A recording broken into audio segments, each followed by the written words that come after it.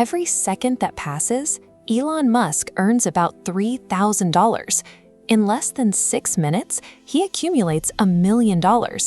Thanks to his ownership in companies like Tesla, SpaceX, and Neuralink, he is the first person in recorded history to approach a net worth of $500 billion. But his fortune does not sit in a physical bank vault.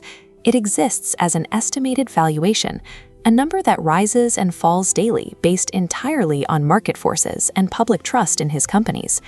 To determine if he actually holds the record for the richest person to ever live, counting his raw dollars isn't enough. We have to test his fortune against 4 distinct historical yardsticks of power. Wealth escapes a simple numerical score. We have to define exactly which mechanism of economic leverage we are evaluating. We begin with our first metric, pure liquid cash. Unlike a modern tech billionaire holding illiquid stocks, Pablo Escobar operated an entirely cash-based empire. Holding $30 billion in physical currency creates an extreme logistical burden. He spent over $1,000 every single week strictly on rubber bands to bundle the stacks, and he wrote off nearly $2 billion a year because the paper money rotted away or was eaten by rats. If we move to our second metric, proportional national dominance, we can establish a baseline. This chart compares Elon Musk's net worth against the U.S. gross domestic product. Today, his fortune is roughly 1.6% of the American economy. But watch when we add John D. Rockefeller. By 1913, his wealth exceeded 2% of the U.S. GDP. In today's money, that translates to over $600 billion. He achieved this total dominance by monopolizing the refining industry through Standard Oil. When the government finally forced his empire to break up into 34 different companies, he retained shares in all of them, and the resulting stock market boom multiplied his wealth even further. To understand the physical scale of that monopoly, at his peak, Rockefeller controlled nearly 90% of the refined oil infrastructure in the entire country. Contemporaries like Andrew Carnegie and Henry Ford achieved massive GDP proportions as well. Ford introduced the assembly line, cut production time down to an hour and a half, and doubled his workers' wages. By making the product affordable for the people who built it, he helped create a modern middle class. While Elon Musk holds a higher absolute dollar amount, these Gilded Age titans maintained a far tighter proportional grip over their nation's total economy. We can escalate this to a global scale with our third yardstick, systemic manipulation. Some historical figures bypassed participating in financial markets because they owned the infrastructure itself. Looking at this map of 19th century Europe, we see the first synchronized multinational banking network built by the Rothschild family.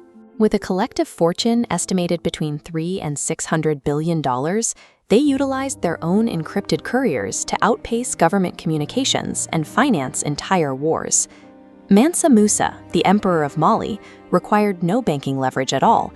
He physically controlled the gold mines of Bambouk and Wangara, which accounted for almost half of the entire global gold supply at the time. During his 1324 pilgrimage to Mecca, he handed out so much gold along his route that he flooded local markets. By injecting vast amounts of physical wealth into these cities, he inadvertently crashed the value of gold and triggered continental inflation that took over a decade to correct. Our final metric measures absolute global control. This moves past systemic influence and looks at individuals who legally owned entire sovereign empires as their personal property. Tsar Nicholas II ruled a sixth of the planet.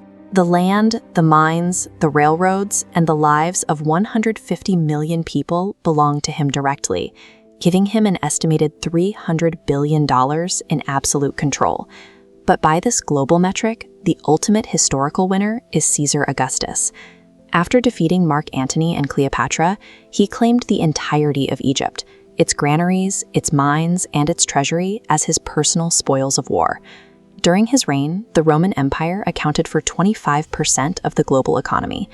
Because a fifth of that wealth was under his direct personal control, Augustus held roughly 5% of the entire world's GDP. Today, that level of economic control would translate to $5 trillion. The ancient emperors wielded a proportion of total global wealth that reduces modern tech billionaires to the scale of local merchants. The scorecard gives us distinct winners, depending on the metric.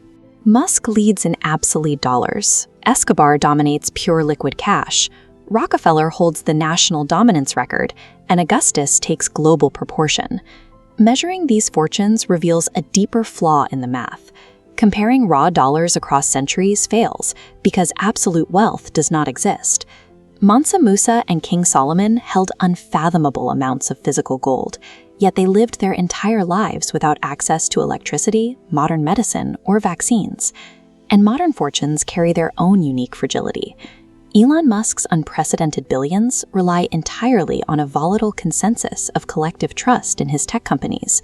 If investor belief vanishes, the wealth vanishes with it. Wealth serves as a tool. It is a precise measure of how much power one individual can exert over their specific moment in time. Musk's fortune represents the highest peak of 21st century capitalist leverage. But the true measure of a fortune is defined entirely by the specific historical context in which it is spent.